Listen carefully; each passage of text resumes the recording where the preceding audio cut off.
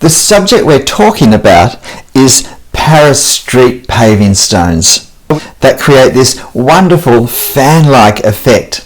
And so we come upon them either sketching from photos, or if we're fortunate enough to be in the streets of Paris itself, sketching. So how do we draw these? The sheer detail and complexity of the detail, if we were going to try and draw it accurately and precisely, would be overwhelming. And therefore what we need to do is to try and draw the effect of what we see rather than the detail.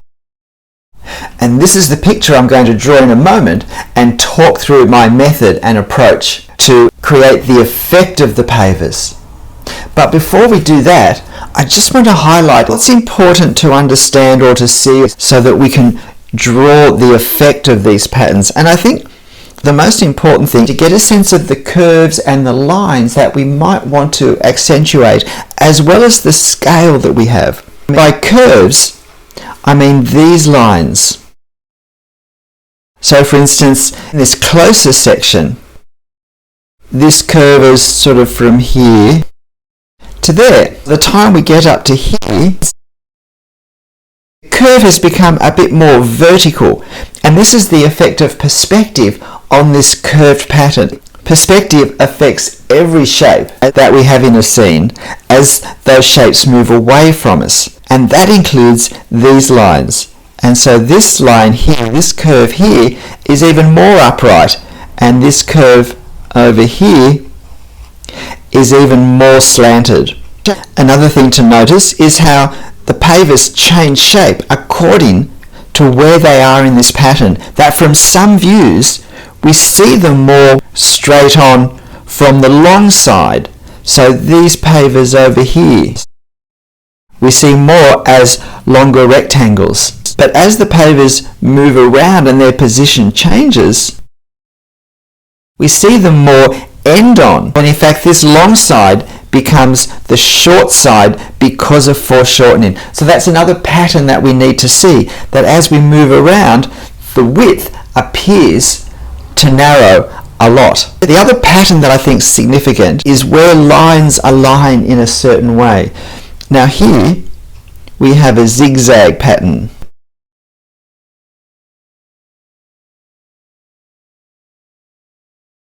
That runs across the drawing at this angle. But we also get sections in the pattern where the lines appear to actually line up approximately in a horizontal sense. And so that happens here, where there's an approximate lining up. It happens here. And what happens is the angle of this actually increases slightly. These alignments actually become perspective angles that join up where the other horizontal lines join up. And so that's a pattern. The other thing is to work out how we're going to actually represent these paving stones, because there are two ways we can do it. We can do it by emphasizing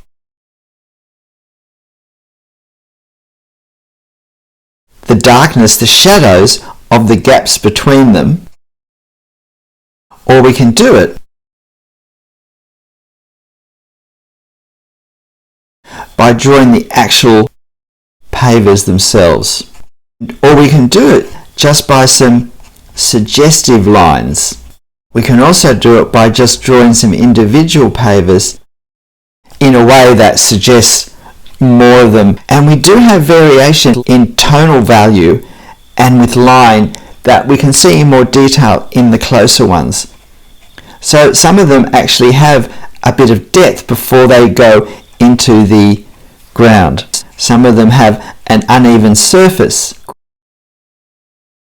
and some of them are of a darker colour, or they've been stained, that could be indicated by a bit of hatching. So these become the technique getting the overall lines. Notice how the fan shapes do change from top to bottom. The higher up we go, the narrower the arcs are. Then they become wider. And the ones in the foreground, the closest ones, are significantly more shallow, but in their curvature than the ones above. So identifying these patterns before we start to draw is important, to be able to draw the effect of these street pavers. So we start our pavers, our street pavers, with the ones closest to us. But at this point, what I'm trying to do is to get a feel for, from front to back, of where we have these cobblestones, these street pavers. What are the arc lines? What are the general pattern lines that the pavers are going to sit within? Because in this fan pattern, they don't line up in straight rows from one side of our drawing to the other. We have all of these curves that in some way manage to join up and create new patterns as well, depending on the angle we're looking at them from. Now look, at this stage, it's all looking alarmingly messy as I draw this. And there's a great deal to be said at this point for doing some pencil underdrawing of these lines, which can be erased later. But since I'm drawing directly in pen these days, I want to make it work as a viable method with pen. So the important thing is to get the angles correct in relation to each other. And what I'm presuming is that where these lines are a bit messy, or where the angles don't fit neatly within each other, that I'll be able to hide that by then adding the actual pavers on the top of, or right up to, the lines that aren't particularly straight or aren't particularly in the wrong place. So when there are some things scattered over a drawing such as this that we want to hide, we can choose where we place the detail deliberately to hide, or at least partially hide, some of the details that aren't quite in the right place to begin with. So this is actually a great subject for that. And now I'm trying to work out the sizing of the ones closest to the bottom, and these are also the ones where we're going to draw the most within an area, and where we're going to show the most detail on the actual stones. And this is the area where we'll have most choice between, do we show the stones through the shadows in the joins, so in effect through negative spacing, or do we actually draw the stones and outline the stones? And I do a combination of both over the whole drawing. But down the front here, I probably emphasize the shadows more, because that's a way of creating the effect possibly slightly more strongly, and it's easiest to do it more accurately where the stones are actually largest. You'll notice too that I've established how some of the stones will sit, how they'll be foreshortened further back from what I'm doing now, and that's to help give me a sense of how large I now want to make the ones that come right to the front. And it will also, when I push further back, remind me of just how small they actually need to be. So at this point now, I'm working over the whole area of these street pavers, doing some small, some larger, some with indicative lines only and others in more detail, and wanting to establish the curves, and then also looking for these in effect straight lines. I've just sort of done one there where, with a series of little jagged lines that represent individual pavers, I've drawn what ends up looking, roughly speaking, of an alignment of pavers pretty much in a straight line. And then I need to make sure that these lines angle according to the perspective angles of the scene as a whole. And I'm also aware that, again, when I draw other elements of the drawing into it, that the actual focus on the pavers will be less. It is an unusual composition in that we will still see the figures as the main subject, and yet in many ways the pavers will be more prominent. Certainly if we deliberately look at them, they will be. And so they are caught in between where we're looking and where we're not looking. I position in the figures, I decide to draw pretty much the three figures, and then I'll draw the rest of the scene around them. I don't usually draw figures where it's really important where the feet are, but in this case, because the feet end up standing on things, it is actually really important. And I think if I were doing this drawing again, for all three figures, I would actually position where I want the feet to be, and I would draw the lower half of the body and then add the upper part of the body onto it. It's also made a little bit more complicated by the fact that the three figures are not standing in the same plane. The one on the right is closest to us, still on the actual roadway. The one in the center is standing on one of those bollards to stop cars going up on the footpath to park, and then the left hand figure is actually standing at the bottom of the iron railing looking out at the view from the top of Montmartre. And so it would have worked quite well to have drawn from the waist down and then to worked out the figure on top, and that would have let me do the proportions in two stages, which would have been easier to be accurate with. You'll see with this figure now, what I actually do is I put the head up a bit higher and lift the waist a bit and change the top to a darker color to hide it all. Whereas with the figure on the right hand side, I did the opposite. I pushed the legs down a bit further, particularly that right hand leg, and made what's originally the foot more the bottom of the leg, and then added another foot and tried to hide it a bit in the shadow. This would have worked much better if I'd started with the waist, which I then would have done a little bit higher. But again, I take heart with the fact that in any scene that's of a relative complexity, any particular detail will be less visible because of the effect of the overall scene. Particularly this one now, where the background's going to be quite dark, because I'm going to put these trees in between the fence railings. But before I do that, I'm just going to add a little detail and tonal values to the shadows being cast from this low stone wall that the iron railings then sit on. Never forget the shadows. Shadows are really important if we want to give a sense of reality to a scene.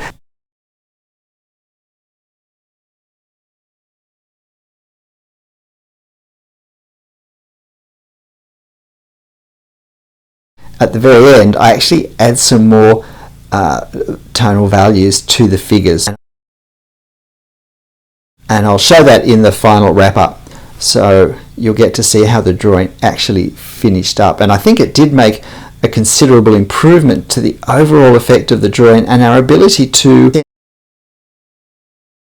focus in on some things fairly quickly and immediately to help us make sense quickly of what we're looking at, which I think is very helpful when we have a drawing with so many lines so close together as this will finish up having. Now, there are also pavers on this footpath, and we also again have to be careful of the lines that are formed by the rows and also the lines of the individual pavers.